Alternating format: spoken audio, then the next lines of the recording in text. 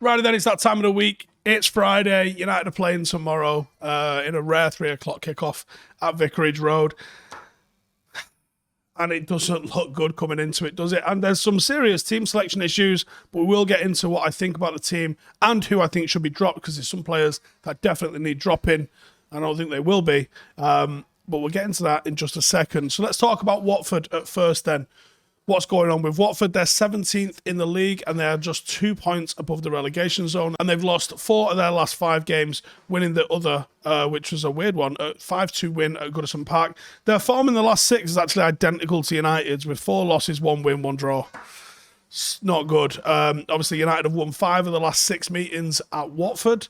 Doesn't necessarily mean anything coming into this. So, Ranieri's there. He's just recently took up position as Watford manager, and under Ranieri, they've opted for a 4-1-4-1 or a 4-5-1, or even a 4-4-1-1 occasionally formation, which was similar to what he won the league with when he was at Leicester, where he would often alternate between 4-4-2 and a 4-1-4-1. Obviously, a slight variation of what's commonly known as a 4-5-1. Ranieri's principles haven't really changed. It's high intensity, high pressure, full throttle, and it's made Watford a little bit of a feast or a famine kind of team, which I don't know if that suits United or not. Previously, I'd have said this absolutely plays into our hands. We're pretty good with this. But at the moment, lacking confidence in the form that United are in, I don't know if it does play into our hands or if it's actually a nightmare for us. And he's been pretty successful for that. He was successful at Roma, successful at Leicester. But there have been the occasional growing pains with it as well. They get smashed 5-0 by Liverpool. Ditto. But then they go and put 5 past Everton at Goodison Park. You don't necessarily know what quality, what output, what return you're going to get from them in these situations. When they're attacking, when they're on the front foot, they like to try and utilise the channels. They love looking for the extra space in the wide areas, getting in behind fullbacks. That's where they get a lot of their joy going forward. They also put long balls into the channels, behind runners, behind fullbacks for people to go and chase. That's quite effective for them, and they do get a lot of joy with that. That's how they like to get up the pitch. They also relieve pressure defensively by doing that as well. But they also create a lot of opportunities this way with the likes of Dennis and Sarr, and King also making runs into the channels. They've got a very honest forward line that is always going to be doing those doggies and working that as well. They've also been pretty susceptible when it comes to crossing and the wide areas, which is why I'm putting Tellers into my 11. We'll talk about that a little bit further on. In terms of their team news, Kuka is suspended after the red card that he got prior to international break. Kiko, Firmina and Sirialta have returned from injury before the international break, but one of them is now back on the sidelines after he's had a complication with his hamstring injury. And Kulu made his full Watford debut prior to the break against Arsenal, and I think he keeps his place in defence. Tufan is recovering from a leg injury, and I think he's a little bit of a doubt there, and that could cause a shift tomorrow to the 4-4-1-1 with João Pedro coming in. Predicted 11, Ben Foster, Firmina, Cathcart, and Kulu, Rose, Sarr, Cleverley, Sissoko, Dennis, Pedro, and King. And the star man, the one that we have to look out for, is Ismaila Sarr, Watford's top scorer this season, 4 goals in 11 games. He's in the top 10 in the league for completed dribbles and players dribbled past. He's a threat. He's a bit of a nightmare in these kind of situations. He's undoubtedly their most dynamic and talented player. The pace that he possesses makes him a constant threat, especially on the counter, something that United are really going to have to look out for, especially with a bit of a lack of pace in the back line. So I'm not expecting Varane to make it back for this one. He was recorded as the 5th fastest player in the league last year. If we shut him out, you're going a long way to shutting Watford out. But that is going to be a difficult thing for Manchester United. Opposition data-wise, you're looking at them having the 3rd worst possession in the league with 41.4%, as also having the 4th worst pass completion with 74.5%. They've got the 4th worst defensive record in the league, where they've conceded 19 goals. Only Burnley and Brentford have attempted more aerial passes above head height than them, and they play long, and they play it long often. They do go for that percentage kind of football. Only Norwich have had less touches in the attacking third and penalty area than Watford this season, but they have been good and dangerous dribblers. Dennis, Sarr, King, João Pedro. They have the same number of successful dribbles leading to a chance as City do, with only Liverpool, Chelsea and Wolves having more. So that's interesting. They're creating as many dribble chances and successful dribbles leading to chances as Manchester City do. So you got to take the threat of their dribbling players extremely seriously. They're in the middle of the pack when it comes for defensive pressures in general. So they'll press sometimes, but they're not going to completely sit off, and they're not going to absolutely blow you out of the park. They're very middle of the road in terms of that.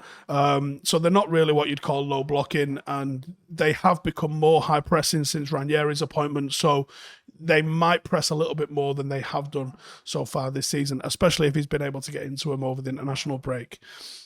So how do we beat them then? Starting 11 then, I'm going with Big Dave in net. I'm going with Wan-Bissaka.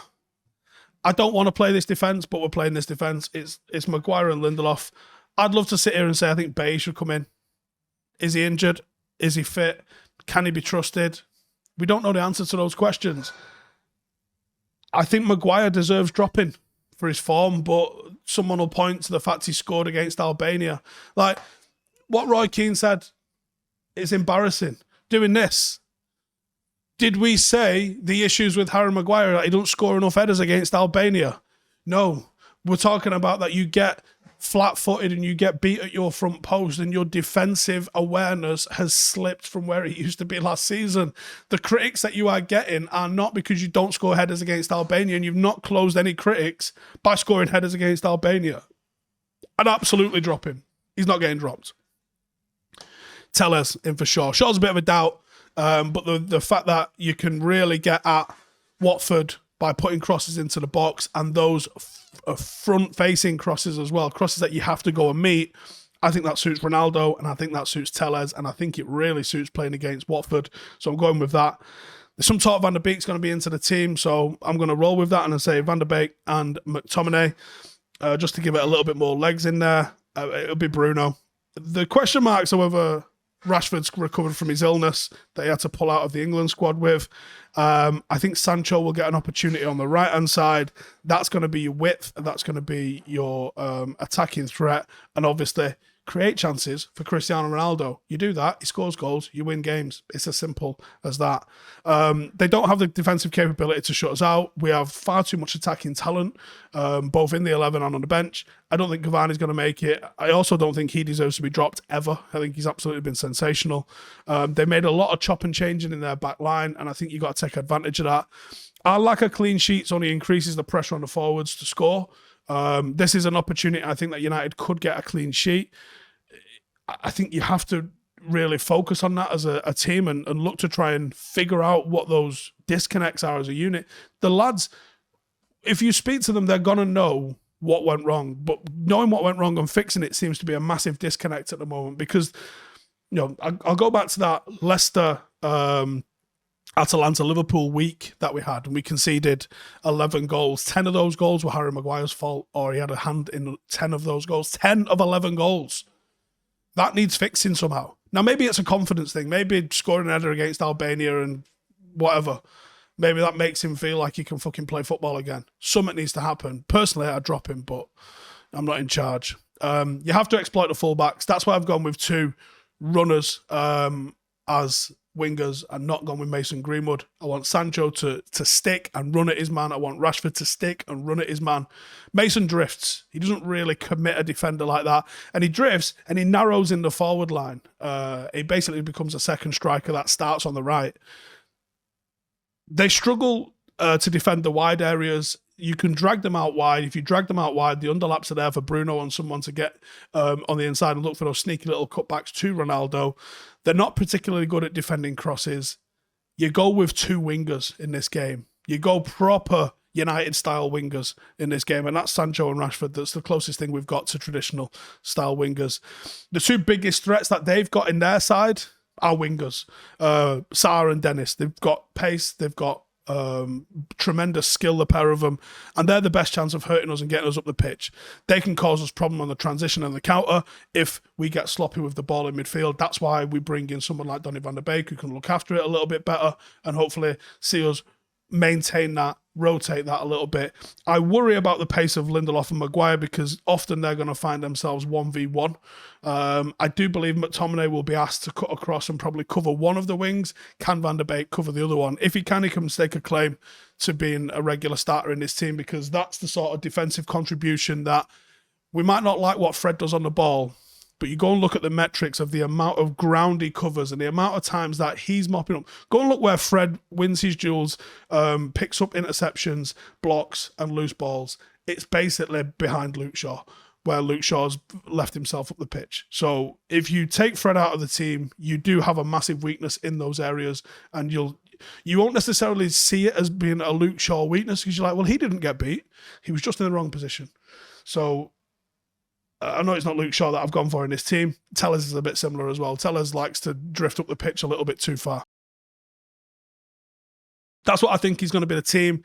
You guys get in the comments. Let me know your first goal scorer and the minute, and I'll give away a Paddock home shirt if someone gets the first goal scorer and the minute. No editing your post afterwards as well. Any edited post won't count. So if you comment and you make a spelling mistake, just fucking write a new post. Don't edit it. But if you get the minute and the goal scorer correct, I'll send you out a new Paddock home shirt. How's that sound? So get your comments in below. And if you'd like to support the channel, then there's a Patreon group below, or you can become a channel member. I will be doing a review after the game tomorrow. Laters. Hey, thank you for watching the video. If you are new around these parts, then don't forget to subscribe. My channel is proudly supported by my community on Patreon. If you'd like to get a little bit of extra content, a Discord group, meetups, five-a-side games, weekly podcasts, behind the scenes, and even an occasional bit of transfer news as and when I get it, then for the price of a pint, you can show your appreciation for the content that we make and get some goodies for doing so as well. Check the link in the description or click the button right here. You'll also find all of my socials here too if you want to follow me on any of those platforms. Nice one.